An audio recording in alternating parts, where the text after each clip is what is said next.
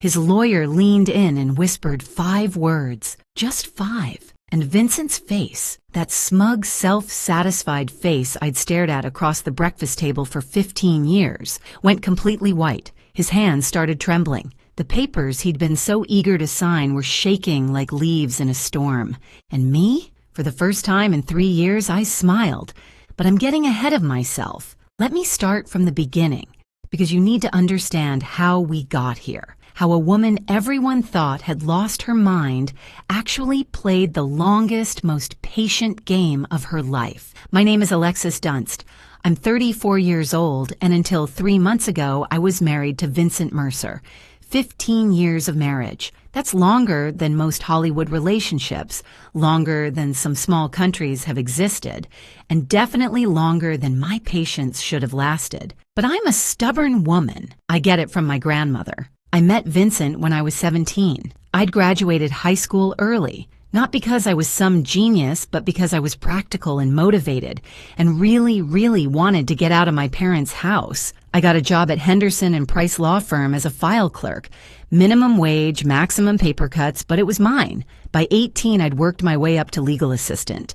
I was good with details, good with numbers, good with keeping my mouth shut and my eyes open. Vincent was 24 when we met at a client event.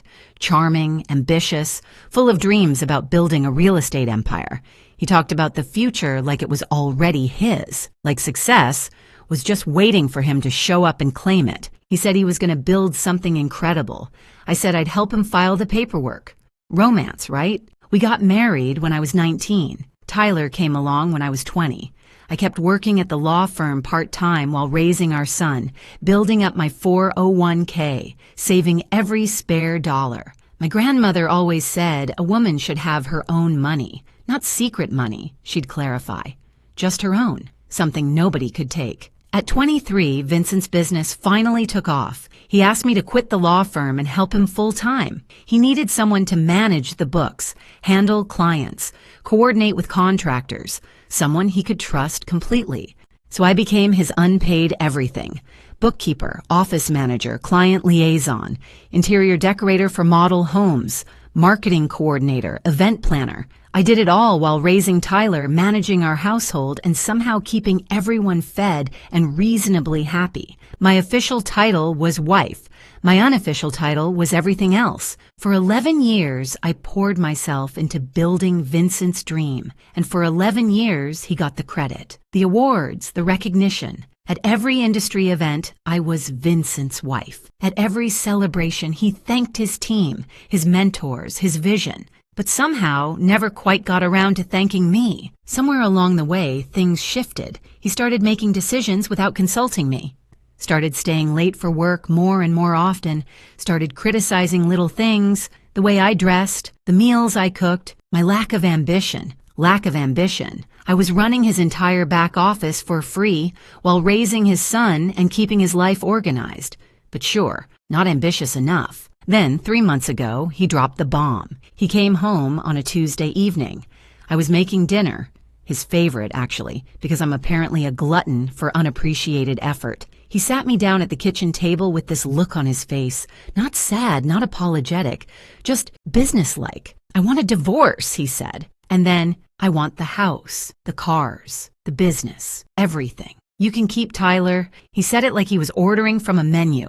I'll have the assets. Hold the child, thanks. Keep Tyler? Like our 15-year-old son was a leftover pizza? Like he was an inconvenience being graciously allowed to stay with me? I just stared at him.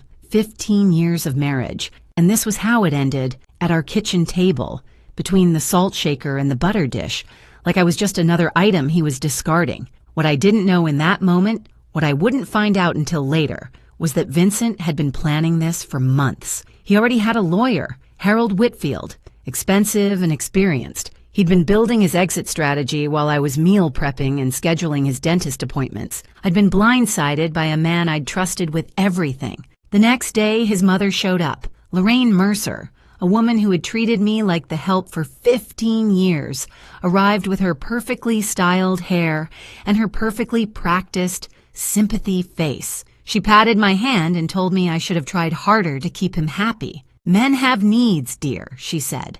like she was explaining something complicated to a slow child. Lorraine's advice on marriage was always fascinating, considering her husband spent 7 days a week on the golf course specifically to avoid being in the same room as her.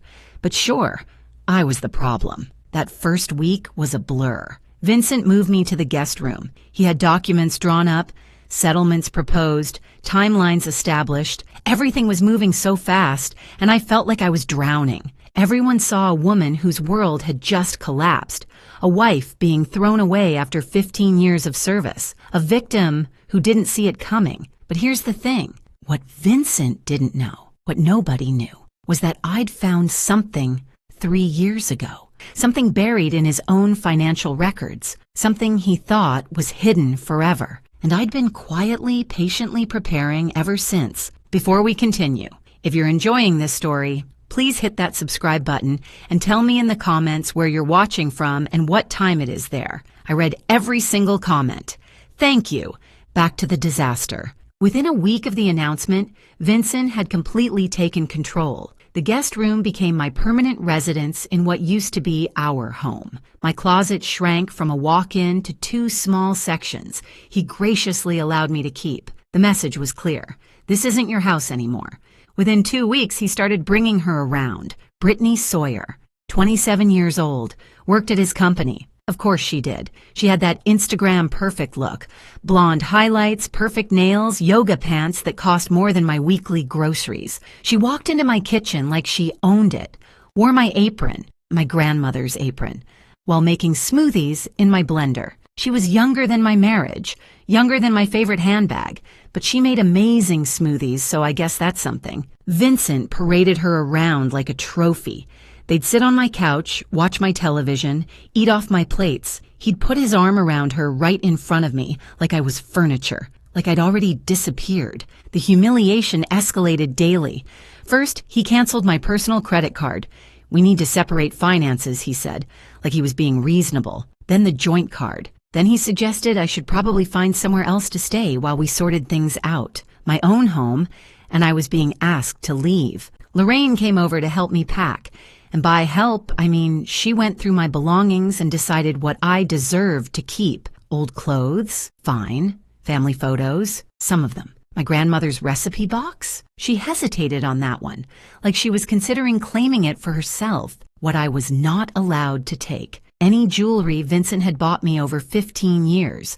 Any furniture I'd picked out. Anything of value. Those were marital assets, Lorraine explained, and Vincent was entitled to them. She packed my things in garbage bags, not boxes, garbage bags, like I was trash being taken out. Through all of this, I had one person I thought I could trust, Diane Holloway. We'd been friends since high school, 20 years of friendship, through boyfriends and breakups and babies and everything in between. She was the first person I called after Vincent's announcement.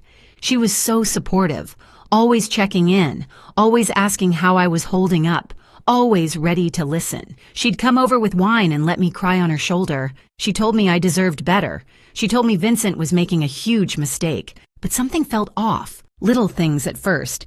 Vincent seemed to know my plans before I made them. When I mentioned to Diane that I was thinking about fighting for the house, Tyler came home the next day saying Dad told him it wouldn't work. When I told Diane I was looking at apartments in a specific neighborhood, Vincent made a comment about that exact area being too expensive for me. Then it clicked. Looking back, I should have seen it years ago. The way Diane always lit up when Vincent walked into the room. The way she'd compliment him just a little too much, laugh at his jokes just a little too hard. She always asked about him first whenever we talked. How's Vincent? How's the business? Is Vincent happy? She'd been carrying a torch for my husband for 15 years. And Vincent, because he collected admirers like some people collect stamps, knew exactly how to use it. He made her feel special, important, not like other women. He probably implied they'd get together after the divorce, gave her just enough hope to keep her loyal. My best friend was his spy. 20 years of friendship sold out for some flirting and empty promises. At least charge more, Diane. But the worst part wasn't Vincent, wasn't Lorraine, wasn't even Diane. The worst part was Tyler. My son saw everything. the girlfriend, the grandmother packing my bags, the way his father looked at me like I was nothing, and Vincent was working on him, dripping poison in his ear day after day. Your mom is making this difficult. I just want everyone to be happy. She's the one dragging this out. I'm trying to be fair, but she won't cooperate. Tyler started pulling away from me. Not angry, exactly, just distant, confused. He didn't know who to believe, and his father was very, very convincing. I could lose the house, I could lose the money, I could lose everything I'd spent 15 years building, but watching my son look at me like I was the problem, that was the knife. That was the wound that actually bled. I hired a lawyer, Nina Castellano, recommended by my old firm. 52 years old, sharp as a razor, absolutely no tolerance for nonsense. She reviewed my situation and laid out the battle plan. You helped build this business, she said. You're entitled to half of everything.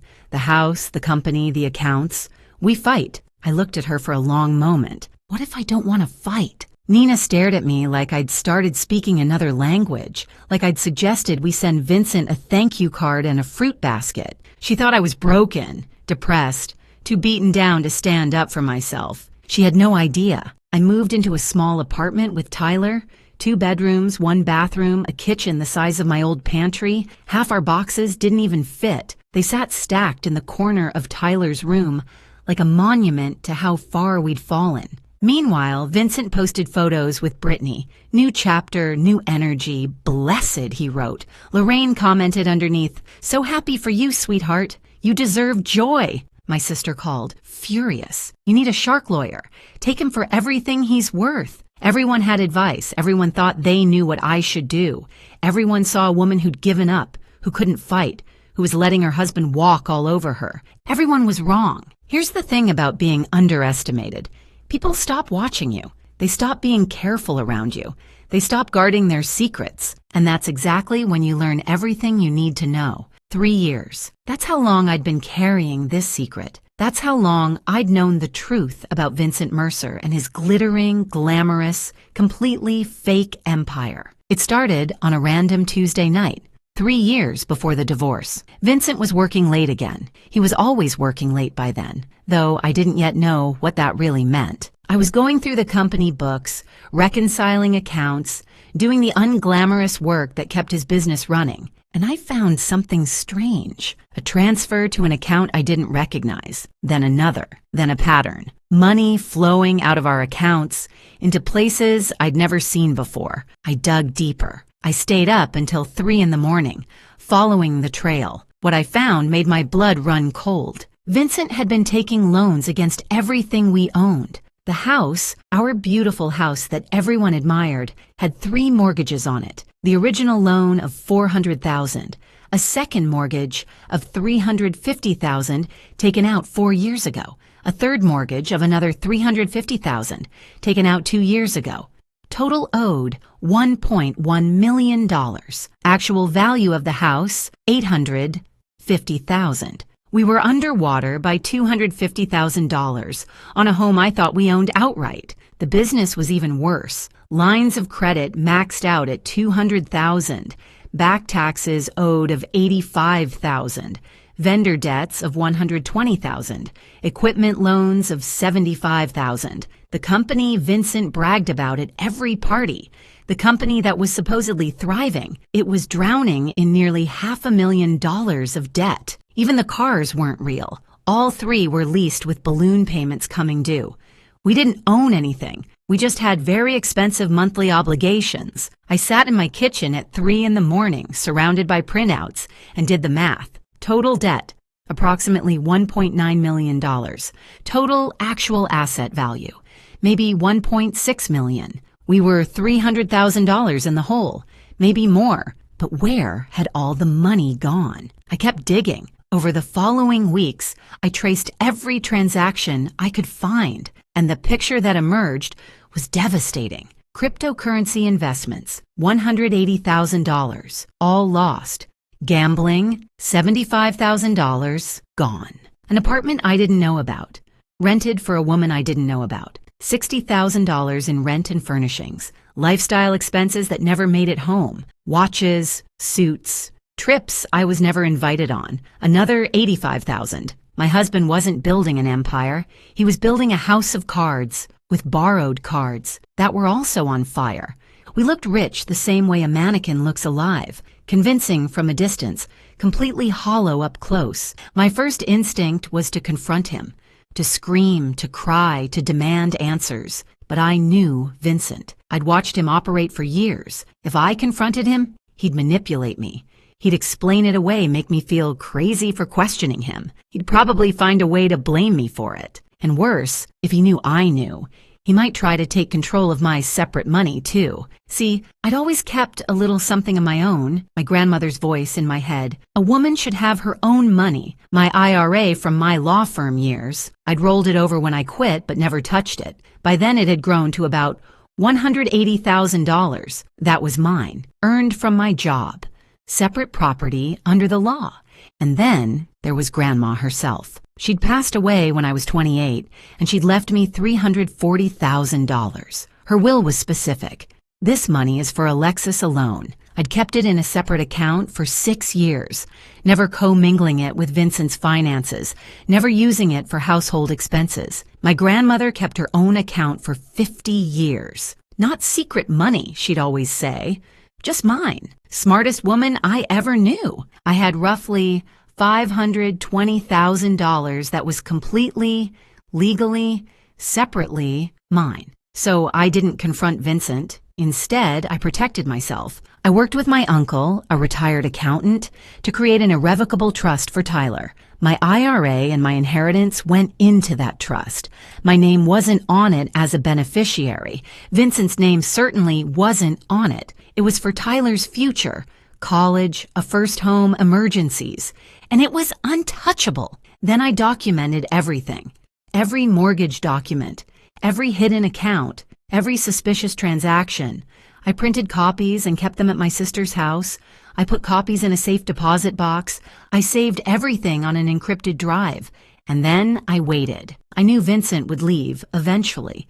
Men like him always do. They get bored, or they find someone younger, or they decide they deserve more. I just had to be ready when it happened. 3 years of waiting. 3 years of watching him dig the hole deeper. 3 years of smiling at dinner parties while knowing our entire life was built on quicksand. I got very good at patience and very good at pretending I didn't know my husband was financially drowning us both. When Vincent finally asked for the divorce, when he demanded the house, the cars, the business, everything, I almost laughed out loud. He wasn't asking for assets. He was demanding debt. He just didn't know it yet. Back in the present, I sat across from Nina Castellano and placed 3 binders on her desk. 3 years of evidence. Every mortgage document, every loan statement, every hidden account. She read in silence for almost an hour. When she finally looked up, her expression had completely transformed. "You've known about this for 3 years?" I was waiting for him to leave. I knew he would eventually. And when he demanded everything, he demanded all the debt. He just doesn't understand that yet. Nina leaned back in her chair. The pity was gone from her eyes. The concern was gone. What replaced it was something like awe. "So when you sign over the assets, I walk away clean. He gets the mortgages, the business debts, the lease obligations. All of it becomes his sole responsibility. And your inheritance, your retirement account, separate property, never commingled, legally protected, sitting safely in a trust for my son." Nina was quiet for a long moment. Then she smiled, a slow, dangerous smile. "Mrs. Dunst," she said, "I believe I owe you an apology. I thought you'd given up." I smiled back. "Everyone thinks that. That's kind of the point." Nina went from looking at me like a lost kitten to looking at me like a chess grandmaster. I prefer grandmaster, better outfit. The trap was already built, the numbers were verified, the documentation was airtight. All I had to do now was let Vincent think he was winning. And nobody does gracious loser better than a woman who's been practicing for 15 years. The next 3 months were a masterclass in acting. I became exactly what everyone expected me to be: broken, defeated, barely holding on. I showed up to mediation sessions with red eyes and trembling hands. I spoke softly, hesitantly, like a woman who'd lost all her confidence. I asked for so little that even the mediator seemed uncomfortable. "I just want enough to start over," I said during our second mediation. "I'm not trying to be difficult. I know the business is his life's work. I know the house means everything to him. I don't want to tear our family apart more than it already is. I requested a settlement of $50,000 cash, my personal belongings, shared custody of Tyler. That was it." Vincent agreed immediately. He was probably expecting me to fight for half of everything. That's what any reasonable lawyer would demand. Instead, I was asking for crumbs. He looked at me across that mediation table with something almost like pity. Like I was a wounded animal he was graciously putting out of its misery. I deserved an Oscar for that performance, or at least a Golden Globe. I was giving the role of a lifetime, and my only audience was my lying, cheating, soon-to-be bankrupt ex-husband. With each passing week, Vincent's arrogance grew. He stopped being careful, stopped pretending to be the reasonable one. He started telling everyone who would listen that I hadn't even fought. "She just gave up," he told his golf buddies. I offered her a fair settlement, and she took it without a word. Lorraine was even worse. She bragged at her book club, at her church group, at every social gathering she attended. "Vincent is keeping everything. That woman didn't get a dime." I always knew she wasn't strong enough for my son.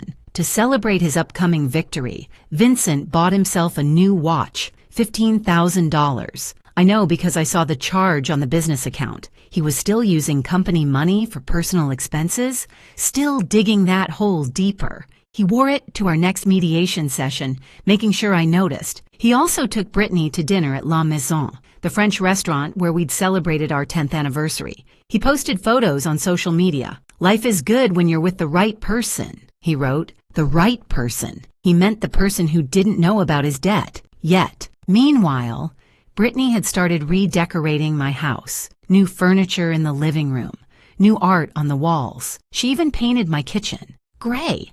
She painted it gray. I spent 3 weeks choosing that sage green, 3 weeks of paint samples and lighting tests and driving myself crazy trying to get the perfect shade. And she painted over it with builder-grade gray, like it was nothing. Gray. Like her personality, like her future with Vincent once she found out he was broke. Very fitting, actually. Diane kept calling, fishing for information under the guise of friendship.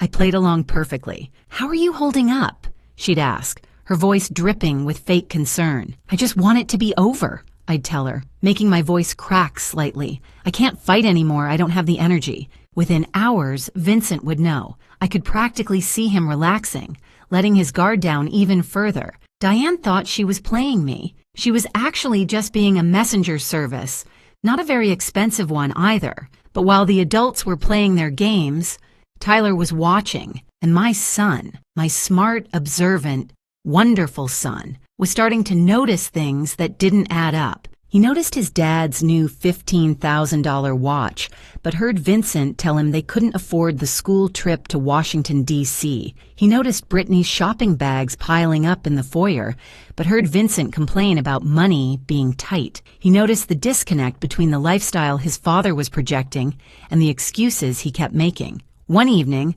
Tyler came to my tiny apartment and sat down at my secondhand kitchen table. He looked at me with those serious eyes, so much like his father's, but with something Vincent had lost long ago. Honesty. "Mom," he said quietly, "is Dad actually rich?" I looked at my son for a long moment. "What do you think?" He was quiet, processing. "I think something's not right. I think he's pretending." I reached across the table and squeezed his hand. "Trust me, just wait a little longer." My 15-year-old figured out something was wrong before 2 lawyers and a certified accountant did. I should bill his college fund for consulting fees. Behind the scenes, Nina was preparing our legal strategy with surgical precision. The main divorce agreement stated clearly that I was relinquishing all claims to marital property. The house, the business, the vehicles, everything would go to Vincent. In exchange, I would receive my modest cash settlement and walk away, but attached to that agreement was an addendum, a detailed liability disclosure statement. Every debt, every mortgage, every loan, every obligation tied to those assets. When Vincent signed for all assets, he would be legally assuming all liabilities. The mortgages would become his sole responsibility. The business debts would transfer entirely to him. The lease obligations on the cars would be his problem alone. It was all there in black and white. Legal, proper, devastating. Legal documents are like poetry, Nina told me. Boring, expensive poetry that can ruin someone's life. My favorite kind. 2 weeks before the final hearing, Harold Whitfield, Vincent's lawyer, Woul, called Nina with concerns. My client is assuming significant assets, Harold said carefully. I'd like to request a full financial audit before we finalize, just to verify everything. Nina kept her voice neutral. Of course. We'll provide whatever documentation you need, but when Harold brought this to Vincent, my soon-to-be ex-husband shut it down immediately. No audits, Vincent told him. I built that company. I know exactly what it's worth. I'm not paying for some accountant to tell me what I already know. Harold pushed back. I strongly recommend we verify the asset values before you sign. This is a significant no. Vincent cut him off. Brittany wants this done. I want this done. No more delays. Harold had been practicing law for over 30 years. He knew when a client was about to make a mistake. He also knew he couldn't force someone to take his advice. He presented Vincent with a waiver, a document acknowledging that Harold had recommended an independent financial review and that Vincent was declining against counsel's advice. Vincent signed it without reading it, just like he'd sign everything else without reading it. Never underestimate the power of an impatient girlfriend to make a man skip the fine print. Brittany was worth millions to me, in legal strategy anyway. The night before the hearing, Vincent sent me a text message. Thank you for not making this ugly. I stared at that message for a long time. 15 years of marriage. 15 years of building his business, raising his son, managing his life. And he was thanking me for not making things difficult for him while he threw me away. I typed back, I just want what's best for Tyler. What was best for Tyler? His trust fund, his future secured, and a father who was about to learn the most expensive lesson of his life. Nina called me that evening. Thursday at 9 a.m. Final hearing. Judge Patricia Holden. Are you ready? I looked around my small apartment. The secondhand furniture, the boxes still unpacked in the corner, the tiny kitchen I'd painted sage green because it reminded me of hope. I've been ready for 3 years. 3 years of waiting, and it was finally here. I felt like a kid on Christmas morning. If Christmas morning involved divorce court and financial revenge, Thursday morning, 9 a.m. Vincent would walk into that courtroom expecting to collect his prize. He had no idea he was about to inherit a financial avalanche, one he'd signed for himself, and the best part? He'd asked for it, in writing, with witnesses. If you've made it this far, you already know something satisfying is coming. Hit that like button if you're ready for Vincent to get what he deserves. And if you haven't subscribed yet, what are you waiting for? I've got more stories where this came from. Trust me. Now let's finish this. Thursday, April 17th, 9 a.m., courtroom 4B.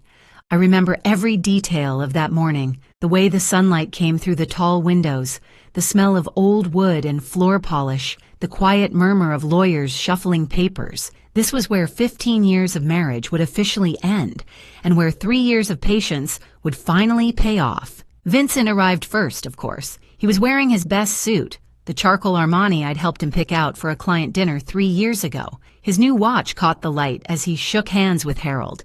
He looked confident, relaxed, like a man about to close a very favorable deal. Brittany was waiting in the hallway. She wasn't allowed in the courtroom, but she wanted to be there for moral support. I caught a glimpse of her through the door. Perfect makeup, designer bag, scrolling through her phone like this was just another boring appointment. Lorraine was there, too, sitting in the gallery. She dressed up for the occasion, probably planning to take Vincent to a celebratory lunch afterward. She looked at me when I walked in and gave me this little smile, the kind you give someone you've already beaten. I arrived a few minutes after Vincent. Simple navy dress, no jewelry, hair pulled back in a low bun. I looked tired, defeated, like a woman who had nothing left to fight for. Perfect. I looked like someone who'd given up on life and fashion simultaneously. Very convincing. I should really teach acting classes. Judge Patricia Holden entered, and everyone rose. She was in her early 60s, silver hair, reading glasses perched on her nose. 30 years on the family court bench. She'd seen every trick, every manipulation, every lie that divorcing couples could throw at each other. Nothing surprised her anymore. She reviewed the case file briefly, then looked up. Mercer versus Mercer. Final dissolution hearing. I understand the parties have reached an agreement? Harold stood first. Yes, Your Honor. My client, Vincent Mercer, is assuming all marital assets, including the family residence, the real estate development business, and all associated vehicles. In exchange, Mrs. Dunst receives a cash settlement of $50,000. Nina rose beside me. That's correct, Your Honor. My client agrees to relinquish all claims to these assets and accepts the proposed settlement terms. Judge Holden's eyes moved to me. She studied my face for a moment. Looking for signs of coercion, I imagine. Signs that I was being pressured into a bad deal. Mrs. Dunst, she said, I need to confirm that you understand what you're agreeing to today. You're giving up your claim to substantial property, the family home, the business you helped build. Are you certain this is what you want? I kept my voice soft, slightly unsteady. Yes, Your Honor, I understand. And you're entering this agreement voluntarily? No one is pressuring you? No, Your Honor. I looked down at my hands, then back up at her. I just want my husband to have everything he asked for. I want this to be over. The judge studied me for another long moment. I could practically see her internal debate, whether to push harder, whether to order a continuance, whether to protect me from what looked like a terrible decision. But I was represented by counsel. I was answering clearly. I was an adult woman making my own choice. Very well, she said finally.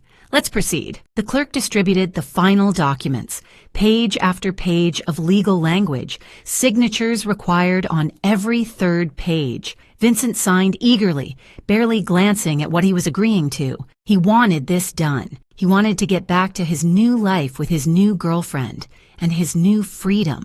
I signed slowly, deliberately. Every stroke of my pen was careful and precise. This was the moment I'd been waiting 3 years for. I was going to savor it. Across the courtroom, I saw Vincent glance at Lorraine and smile. She nodded back approvingly. In the hallway, his phone buzzed, probably Brittany sending encouragement. He checked his phone in court, during his own divorce hearing.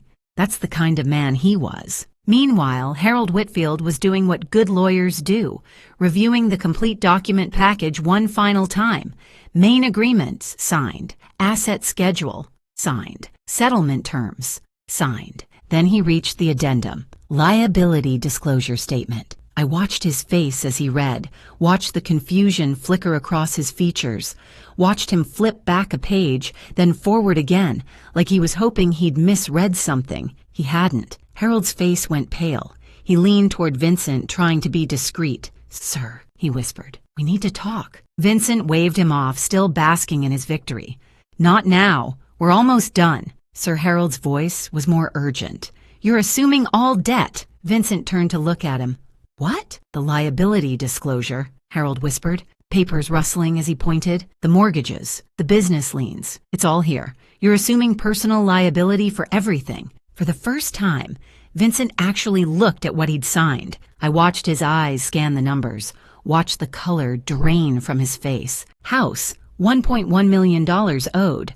Market value, $850,000. Business, $480,000 in combined debts. Vehicles, $115,000 in lease obligations. Additional personal liabilities, $200,000. Total debt, approximately $1.9 million. Net value of everything he'd just claimed, negative $300,000. He hadn't won the lottery. He'd won the bill for it. Vincent stood up abruptly, his chair scraping against the floor. This isn't right. He looked at me, then at the judge, then back at the papers. She hid this from me. This is fraud. Judge Holden's voice was sharp. Mr. Mercer, sit down. These numbers are fake, Vincent insisted, his voice rising. She manipulated the documents. This is Mr. Mercer. The judge's tone left no room for argument. Sit down. He sat, but his hands were shaking. His confident smile was gone, replaced by something that looked a lot like panic. Judge Holden looked at the documents in front of her, then at Vincent. Mr. Mercer, I'm looking at the liability disclosure statement attached to this agreement. These are debts associated with assets you are claiming, assets in your name. Your business, your property. She fixed him with a hard stare. Are you telling this court that you don't know your own financial situation? Silence. Watching Vincent try to explain why he didn't know about his own debts was like watching a cat explain why there's a broken vase on the floor. Fascinating and completely unconvincing. Harold cleared his throat. Your Honor, I should note that I advised my client to conduct an independent financial review prior to this hearing. He declined. I have documentation. He produced the waiver, the one Vincent had signed without reading, the one that said, in clear legal language, that Harold had recommended a full audit, and Vincent had refused. Judge Holden reviewed it briefly, so Mr. Mercer was advised to verify these figures. He chose not to. He signed a waiver acknowledging that choice. She looked at Vincent. Is that correct? Vincent was staring at the waiver like it was a snake that had just bitten him. I thought, is that your signature, Mr. Mercer? A long pause. Yes. Then you assumed this risk voluntarily. Judge Holden's voice was matter of fact. You had the opportunity to investigate. You chose not to. The agreement stands. Vincent turned to me, desperation breaking through his composure. You knew. His voice cracked. You knew about all of this. I met his eyes calmly. I was your bookkeeper for 11 years, Vincent. I knew about everything. His face cycled through emotions faster than I could count.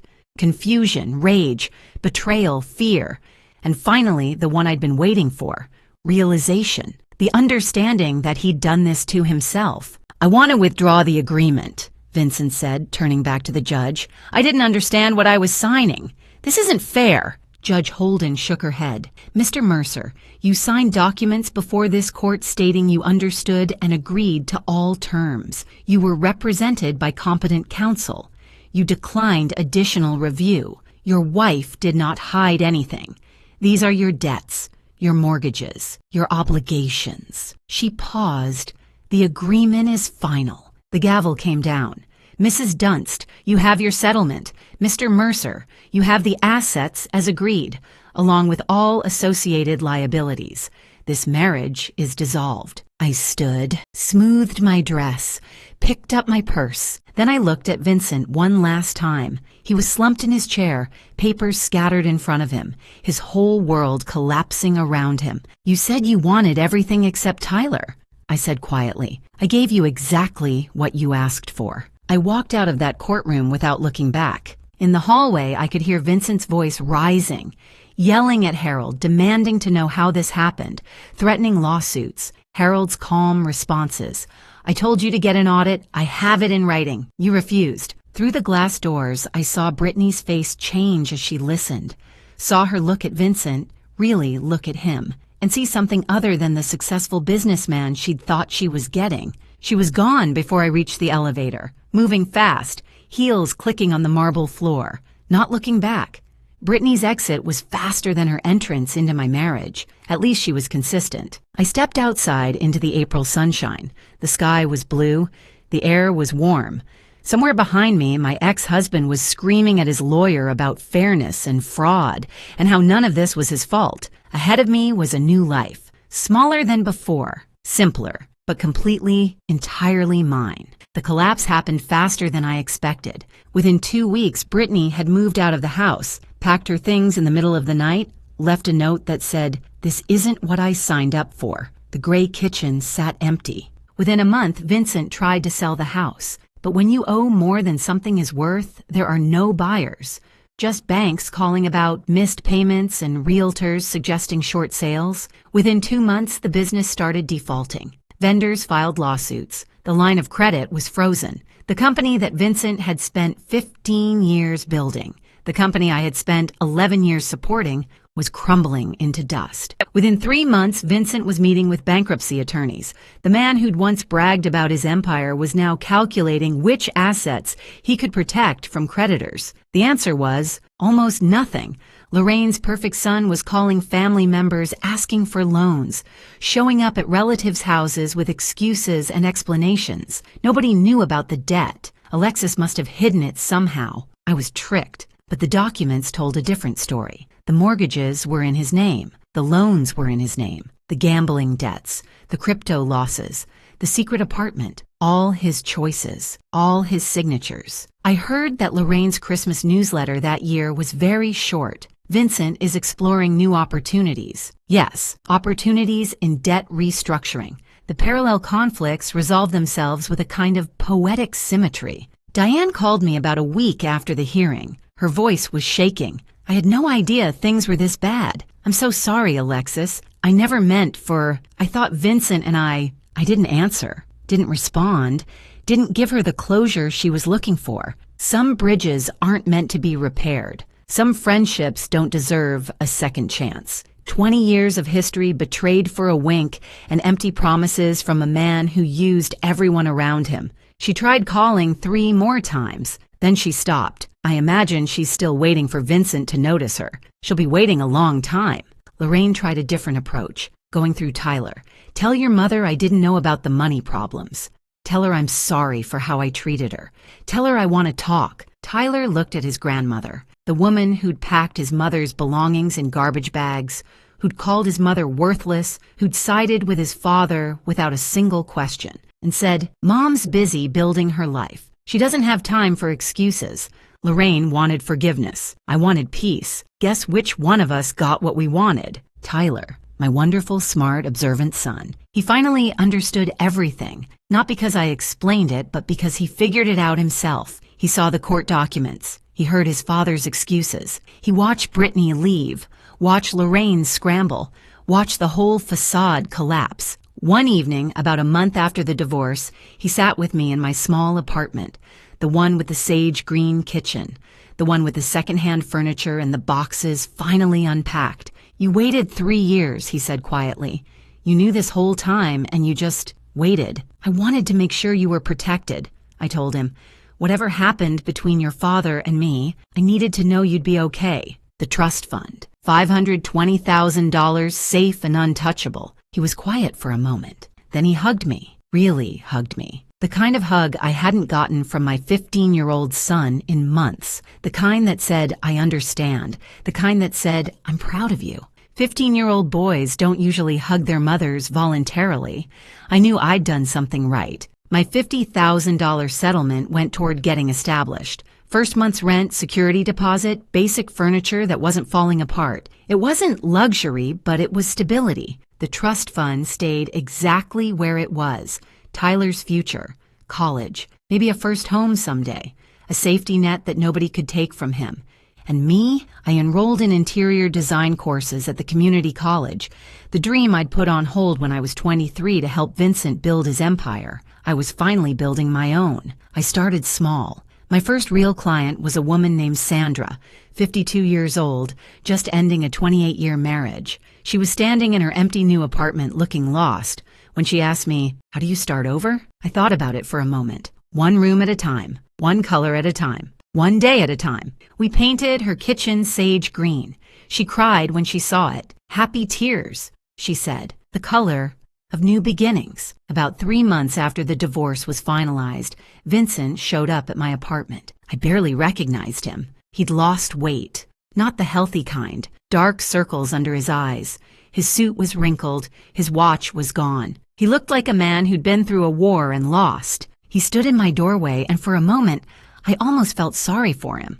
Almost. I didn't know it was this bad, he said. His voice was hoarse. I made mistakes. I know that now. But I didn't mean for any of this to happen. I leaned against my doorframe and looked at him, really looked at him. This man I'd loved for almost half my life. This man who'd thrown me away like garbage. This man who was now drowning in the consequences of his own choices. Can we talk? He asked. Maybe we can figure something out. I don't know. Maybe we could. He couldn't even finish the sentence. Couldn't bring himself to ask for what he actually wanted. Help. My help. After everything. You asked for everything except Tyler, I said calmly. You got exactly what you wanted. Alexis, please. Goodbye, Vincent. I closed the door. He stood in the hallway for 10 minutes. I know because I watched through the peephole while eating ice cream. Best show I'd ever seen. 5 stars. Would watch again. That evening, after Tyler went to bed, I sat in my small living room and looked at my grandmother's photo on the shelf. The recipe box was next to it. The one thing Lorraine had almost taken. The one thing that mattered most. You were right about everything, Grandma, I said quietly. Keep your own money, know your worth, and never let anyone make you feel small. The apartment was quiet, small, nothing like the house I'd lived in for 15 years, but it was mine. Every paint color, every piece of furniture, every decision, mine. And for the first time in longer than I could remember, I was free. Thank you so much for watching. More of my most gripping stories are already on your screen. Click one now and don't miss the best part. You will love it. See you in the next story.